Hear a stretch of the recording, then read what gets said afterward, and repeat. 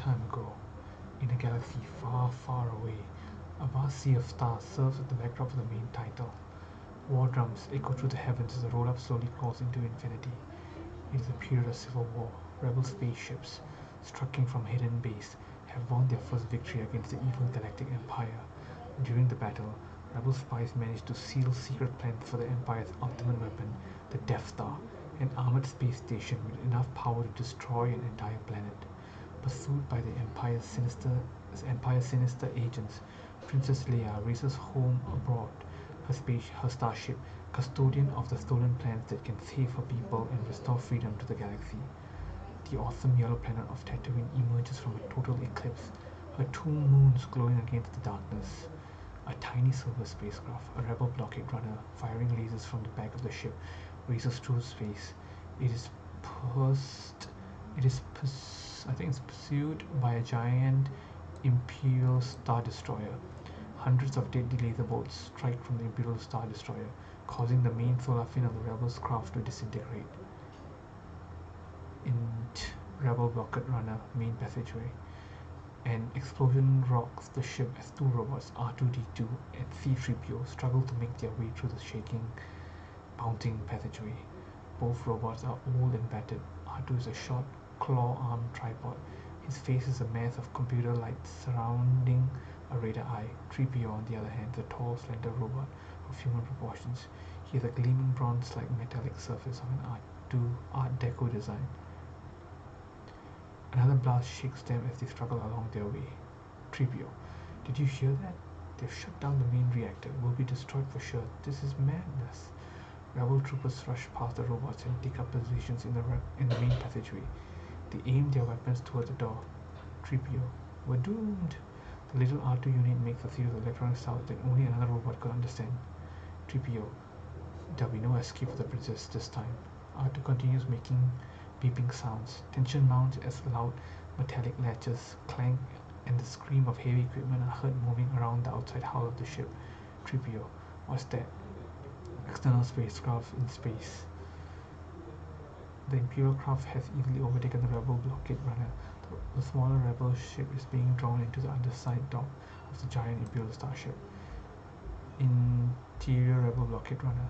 The nervous Rebel troopers aim their weapons. Suddenly, a tremendous blast opens a hole in the main passageway, and a score of fierce armored space stormtroopers make their way into the smoke-filled corridor. In a few minutes, the entire passageway is ablaze with laser fire. The deadly bolts ricochet in wild random patterns, creating huge explosions. Stormtroopers scatter and duck behind the storage lockers. Laser bolts hit several Rebel soldiers, who scream and stagger through the smoke, holding shattered arms and faces. An explosion hits near the robots. 3PO, I should have known better than trust the logic of a half-sized thermocapsularity dehousing assister.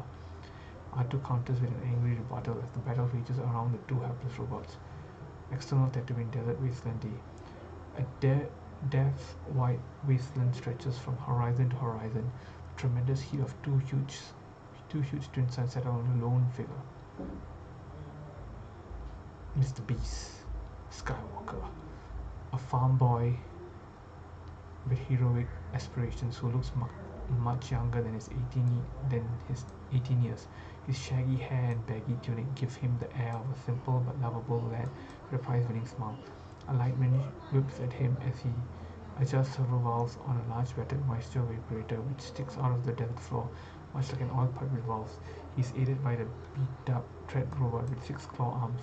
The little robot appears to be barely functioning and moves with jerky motions. A bright sparkle in the morning sky catches Luke's eye, and he instinctively grabs a pair of electro-binoculars from his utility belt. He stands transfixed for a few moments, studying the heavens, then dashes towards his dented, crudely repaired land speeder, an auto-like transport that travels a few feet above the ground on a magnetic field. He motions for the tiny robot to follow him. Mr. Beast, hurry up. Come with me. What are you waiting for? Get in gear. The robots scoot around in a tiny circle, stop short, and the smoke begins to pour out of every joint. Luke throws his arms in disgust. Exasperated, the young farm boy jumps into his land speeder, leaving the smoldering robot to hum madly. Interior Rebel blockade runner main hallway. The awesome 7-foot-tall Dark Lord of the Sith makes his way into the blinding light of the main passageway.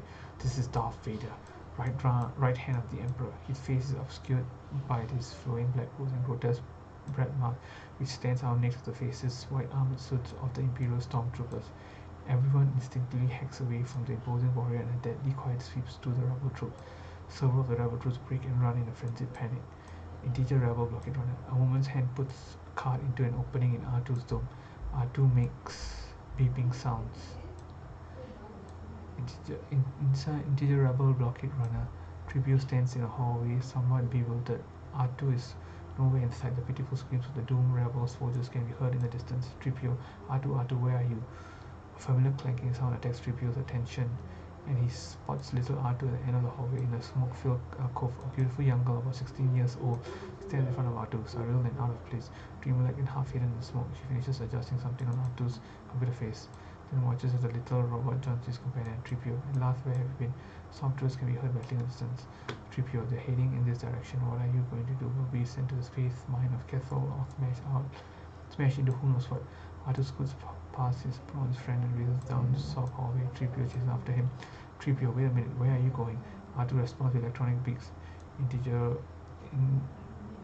rebel blockade running corridor. The evil Darth Vader stands amid the broken and twisted bodies of his foes. He grabs a wounded rebel officer and by the neck as an Imperial rushes up to the Dark Lord.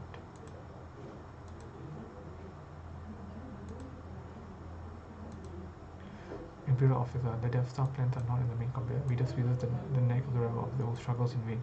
Vader, where are those transmissions you intercepted? Vader lifts the rebel off his feet by his throat. Vader, what have you done with those plans? Rebel officer, we intercepted no transmissions. This is a consular ship on a diplomatic mission. Vader, if this is a consular ship, where is the ambassador?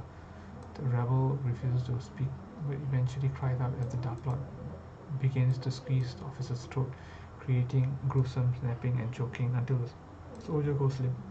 Vader tosses this soldier against the wall and turns to his troop. Vader, Commander, tear this ship apart until you found those plans and bring me the ambassador. I want her alive. The stormtroopers scurry into the sub-hallways. Integer rebel blockade runner sub-hallway. The lovely young girl huddles in a small alcove as the stormtroopers search through the ship. She's Princess Leia Organa, a member of the Alderian Senate. The fear in her eyes slowly gives way to anger as the muted crushing sounds of the approaching stormtroopers grow louder. One of the troopers spots her. Trooper, there she is, set for stun. Leia steps from a hiding place and blasts the trooper with her laser pistol. He starts to run, but is felled by a paralyzing ray. The troopers inspect her inert body. The trooper, she'll be alright. Inform Lord Vader we have a prisoner. Integer rebel blockade runner sub-hallway. R2 stops before the small hatch of an emergency lifepod. He snaps the seal on the main latch and a red warning light begins to flash. The stubby astro robot works his way into the cramped format pod. Tripio, hey you, you're not permitted in there. It's restricted, you'll be deactivated for sure. R2 beeps something to him. Tripio, don't call me a mindless philosopher. You owe a glob of breeze. Now come out before somebody sees you. R2 whistles something at his reluctant friend regarding the mission he's about to perform. Secret mission? What plans? What are you talking about? I'm not getting in there. R2 isn't happy with 3PO's stubbornness, and he beeps and twangs angrily. A new explosion, this time very close, sends dust and debris through the narrow sub hallway. Flames lick at 3PO, and after a flurry of electronics firing from R2, the lanky robot jumps into the lifepod. 3PO, I'm going to regret this. Integer Imperial Star Destroyer. On the main view screen, the lifepod carrying the two terrified robots speeds away from the frightened rebel spacecraft. Chief pilot, there goes another one. Captain, hold your fire. There are no life forms. It must have been short-circuited. Integer lifepod. R2 and 3PO look out at the receding Imperial starship. Stars circle as the pod rotates through the galaxy. 3PO, that's funny. The damage doesn't look as bad out here. R2 beeps an assuring response. 3PO, are you sure this thing's safe? External Latvian anchor head lets Lemon Power Station Day. Heat waves radiate from the dozen or so bleached white buildings. Look, Mr. Beast pilots his land speeder through the dusty, empty street of the tiny settlement. An old woman runs to get out of the way of the speeding vehicle, shaking her fist at Luke at Mr. Beast as he flies past. Woman, I've told you kids to slow down. In the power station day, Mr. Beast bursts into the power station, waking the fixer, a rugged mechanic, and Cammy, a sexy disabled girl who has been asleep in his lap. They grumble as he races through the office, yelling wildly. Fixer, did I hear a young noise blast through here? It was just Wormy on another rampage. Mr. Beast bounces into a small room behind the office when Dick and Windy, two dumb boys of the same age as Luke, are playing a computer pool-like game with Biggs, a burly, handsome boy a few years older than the rest. His flashy city attire is a sharp contrast to the loose-fitting tunings of the farm boys. A robot repairs some equipment in the background. Mr. Beast, shape it up, guys, Biggs. Mr. Beast, surprised at the appearance of Biggs, gives way to great joint emotion. They give each other a great bear hug. Mr. Beast, I didn't know how you were back. When did you get in? Biggs, just now. I wanted to surprise you. Hot shot. I thought you'd be here. I didn't expect you to be out working. He laughs. Mr. Beast, the academy didn't change you much, but you're back so soon. Hey, what happened? Didn't you get your commission? Biggs has an air of cool that seems slightly phony. Biggs, of course I got it. Signed aboard the Ram Ecliptic last week. First mate Biggs Dark Lighter at your service. He salutes. I just came to say goodbye to all you unfortunate landlord simpletons. Everyone laughs. The dazzling spectacle of his dashing friend is almost too much for Mr. Beast, but suddenly he snaps out of it. Mr. Beast, I almost forgot there's a battle going on right here in our system. Come and look. Deep. Not again, forget it. Ex-Tatooine anchorhead settlement power station day. The group stumbles into the swiftly desert sun. Cammy and the fixer complain and are forced to shade their eyes. Mr. Beast has his binocle out scanning the heavens. Mr. Beast, there they are. Biggs takes the binoculars from look as others strain to see something with the naked eye. Through the binoculars, Biggs sees those silver packs. Biggs, there's not metal hotshot. They're just sitting there. Probably a freight tanker refueling. Mr. Beast, but there was a lot of firing earlier. Cammy grabs the binoculars.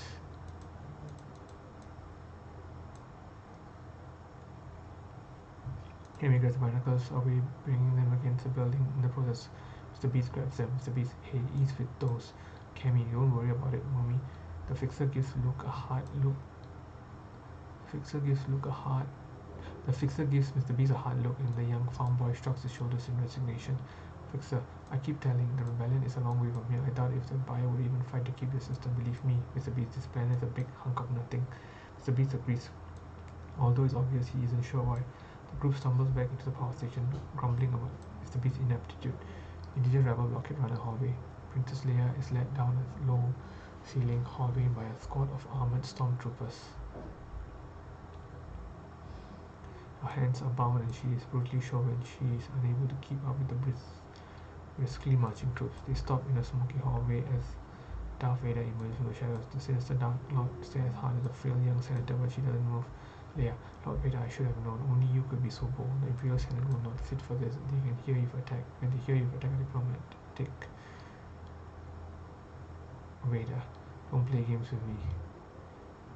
Your Highness, you weren't on any mercy mission this time. You passed directly through our restricted system. Several transmissions were beamed to this ship by rebel spies. I want to know what happened to the plans they sent you. Yeah, I don't know what you're talking about. I'm a member of the Imperial Senate on a diplomatic mission with Aldron. Vader, you're part of the rebel alliance and a traitor. Take her away. Leia is marched away down the hallway into the smoldering hole blasted in the side of the ship. An Imperial commander turns to Vader. Commander, holding her is dangerous. If word of this gets out, it could degenerate sympathy for the rebellion in the Senate.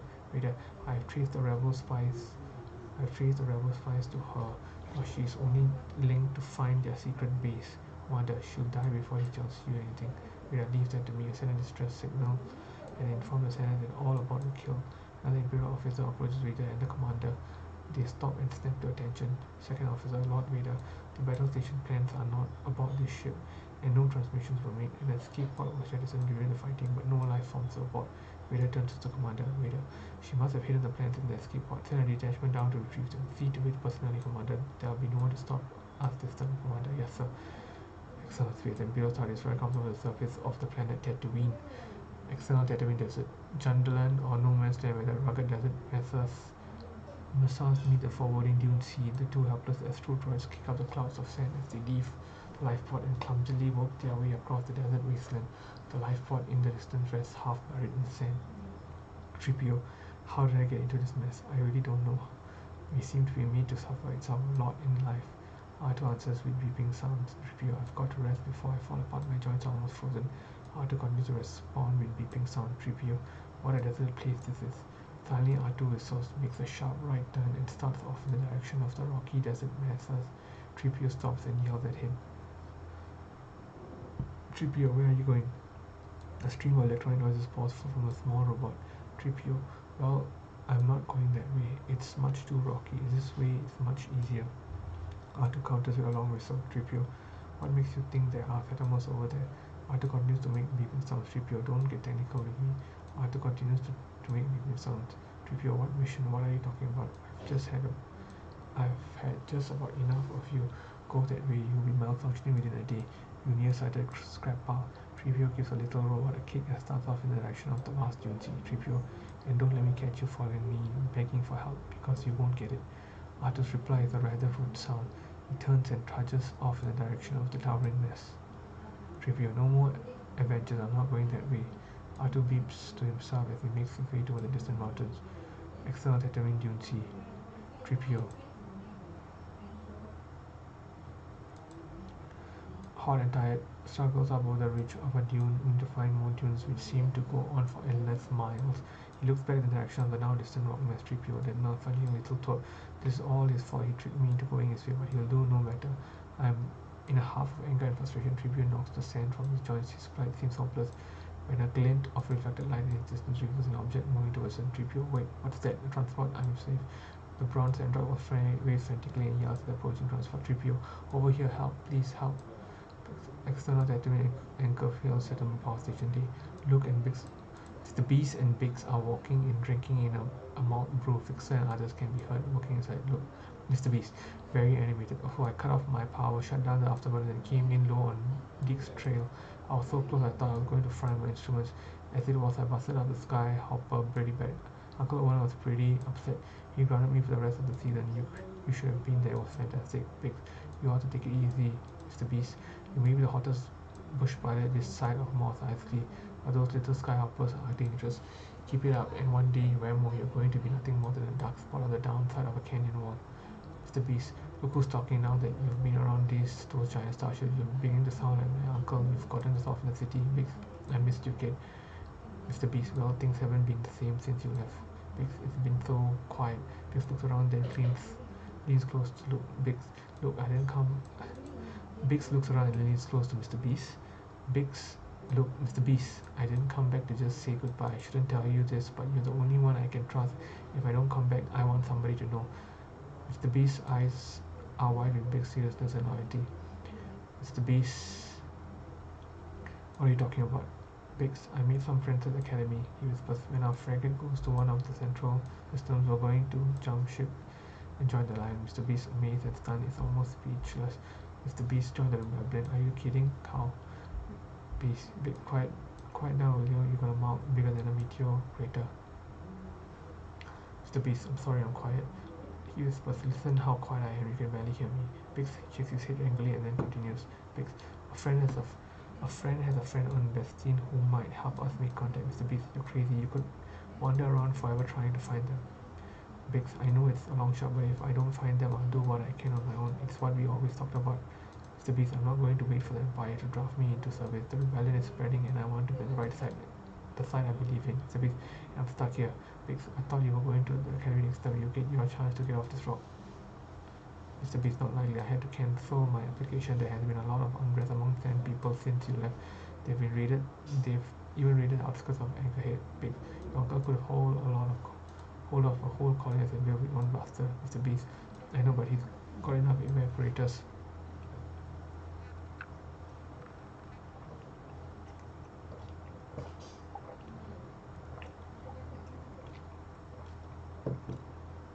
Mr. Beast, I know, but it's got enough evaporators going to make the place pay off. He needs me just for one more season. I can't leave him now. Biggs, I feel for you, Mr. Beast. So you're going to have to learn what seems to be important or what really is important. What good is all your uncle's work if it's taken over the Empire? You know they're starting to rationalize commerce in the central system. You won't be long before your uncle is merely a tenant, slaving for the greater glory of the Empire. Mr. Beast, it could happen here. You said it yourself. The Empire won't bother with this rock. Biggs, things always change. Mr. Beast, I wish I was going. Are you going to be around? Biggs, no, I'm leaving in the morning, Mr. Beast. Then I guess I won't see you, Biggs. Maybe someday I'll keep a lookout. Mr. Beast, well, I'll be at the academy next season. After that, who knows? I won't be drafted into the Imperial Starfleet, that's for sure. Take care of yourself. You'll always be the best friend I've got. Biggs, so long, Mr. Beast. Biggs turns away with movement and heads towards the power station. It's not Tatooine Rock Canyon sunset. The gargantuan rock formations are shrouded in a strange foreboding mist, and ominous sounds of unearthly creatures fill the air. R2 moves cautiously through the creepy rock canyon, inventory making a loud clicking noise as he goes. He hears a distant, hard metallic sound and stops for a moment. Convinced he is alone, he continues on his way. In the distance, a pebble tumbles down the steep canyon wall, and a small dark figure darts into the shadow. A little further up the canyon, a slight flicker of light reveals a pair of eyes in dark recesses only a few feet from the narrow path. The unsuspecting robot wanders along the rugged trail until suddenly, out of nowhere, a powerful magnetic ray shoots out of the rocks and engulfs him in an eerie glow. He manages one short electronic squeak before he topples over onto his back. His bright computer lights flicker off, then on, then off again. Out of the rocks scurry three Jawas, no taller than R2. They holster strange and complex weapons as they cautiously approach the robot. They wear grubby cloaks and their faces are shrouded so only their glowing eyes can be seen. They hiss and make odd guttural sounds as they heave the heavy robot onto their shoulders and carry him off down the trail. External Tatooine rock canyon and across the sunset, the 8 Jawas carry R2 out of the canyon to a huge tank, like a vehicle the size of a 4-story house. They weld a small disc on the side of R2 and then put him under a large tube on the side of the vehicle, and the little robot is sucked into the giant machine. The filthy little Jawas carry little rats up small ladders and enter the main cabin of the behemoth transport. Integer Sandcrawler hole. It is dim inside the whole area of the Sandcrawler. R2 switches on a small floodlight on his forehead and stumbles around the scrap here. Narrow beam swings across rusty metal rocket parts and an array of grotesquely twisted and maimed astro robots. He lets out a pathetic electronic whimper and stumbles off toward what appears to be a door at the end of the chamber. Integer Sandcrawler prison area. R2 enters a wide room with a 4-foot ceiling. In the middle of the scrap heap sit a dozen or so robots of various shapes and sizes.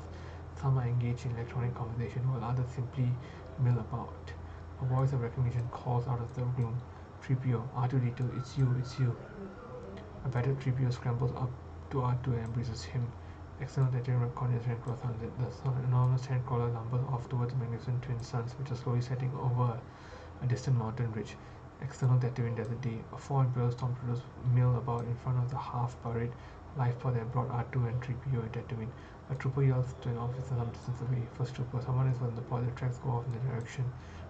A second trooper picks a small bit of metal out of the sand and gives it to the first trooper. Second trooper looks searchlight. External Tatooine dunes. Sandcrawler moves slowly around a great sand dune. Integer Sandcrawler 3PO and R2 noisily bounce along inside the cramped prison. R2 appears to be shut off. 3PO, wake up. Suddenly the shaking and bouncing of the sand crawler stops, creating quite a commotion among the mechanical men. 3PO's first bangs the head of R2, whose computer lights pop on as he begins beeping. At the far end of the long chamber, a hatch opens, filling the chamber with blinding white light. A dozen or so Jawas make their way through the overthermal robots. 3PO, we're doomed. Java starts moving toward the 3PO. Do you think they'll melt us down? R2 responds, making beeping sounds. 3PO, don't shoot. Will this never end? External Tatooine desert last homestead afternoon. Java's mutter gibberish as he busily line up their battered captives, including R2 and 3PO, in front of the enormous sandcrawler, which is parked beside a small homestead consisting of 3 large holes in the ground surrounded by several tall moisture vaporators and one small orderly blockhouse. The Javas scurry around, fussing out over the robots, straightening them up or brushing some dust from a dented metallic elbow. The shrouded little creatures smell horribly, attracting small insects to the dark areas when their mouths and nostrils should be. Out of the shadows, a dingy side-building limbs open last. A large, burly man in his mid-50s, his reddish eyes are sunken in a dust-covered face. As the farmer carefully inspects each robot, he is closely followed by his slum-shouldered nephew, Mr. Beast. One of the wild little Jawas walks ahead of the farmer, sprouting an animated sales pitch in a pure, unintelligible language. A voice calls out from one of the huge holes that form the homestead. Luke goes over to the edge and sees his aunt Beru standing in the main courtyard. Beru, Luke tell Owen that he navigates the Mr. Beast tell Owen that he navigates the translator to be sure if it speaks. Okay. Mr. Beast, it looks like we don't have much of a choice, but I'll remind him. Mr. Beast returns to his uncle as they look over the equipment for sale with the Java leader. Owen, I have no need for protocol to 3PO. Okay, so not in an environment such as this. That's why I've also been programmed for over 30 centimeter functions that what I really need is a droid that understands the minor language of moisture apparatus 3PO. Apparatus, my first job was programming by reload lifter. I'm similar to your apparatus, you could say. When do you speak both 3PO? Of course I can, sir. It's like a second language for me. I am as fluent in both. Owen, alright, shut up, turn it down. I'll take this one 3PO, shutting up, sir. Owen, look, take these two or to the other. Okay, Mr. Beast, take these two over to the garage, will you? I want you to have both of them cleaned up before dinner. Mr. Beast, but I was going to Toshi Station to pick up some power converters. Over. You can waste time with your friends when your chores are done. Now come on to it. Mr. Beast, alright, come on. And the red one, come on. Well, come on, let's go. As the Java started to lead the three remaining robots back into the sandcrawler, R2 lets out a pathetic little beep and starts after his old friend 3PO. He is restrained by a slimy Java who saps him with a control box. Owen is negotiating with the head Java.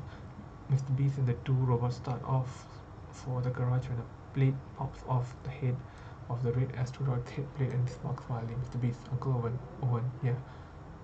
Mr. Beast, the artillery is a bad motivate. Look, Owen to the head Java. Hey, why are you trying to push her? Java goes into a loud spiel. Meanwhile, R2 has sneaked out of the line and is moving up and down trying to attract attention. He lets out with a whistle. 3PO taps. Look, 3PO taps. Mr. Beast on the shoulder. 3PO pointing to R2. Excuse me, sir, but that R2 unit is in prime condition. A real bargain, Mr. Beast. Uncle Owen, yeah. Mr. Beast, what about that one? Owen, to Java, what about the blue one? We'll take that one. The little reluctant to scruffy dwarf trades the damaged astro droid for R2. Mr. Beast, yeah, take it away. 3PO, I'm quite sure you'll be very pleased with that one, sir. He really is in first class condition. I've worked with him before. Here he comes. Owen pays off the whining Java as Luke and the two robots trudge off towards the grimy homestead entry. Mr. Beast, okay, let's go. 3PO to R2. Now don't you forget this. Why I should stick my neck for you is quite beyond my capacity. Into the homestead, the garage area late afternoon. The garage is cluttered and worn, but a friendly, peaceful atmosphere permits the low grey chamber. 3PO lowers himself into a large tub filled with warm oil.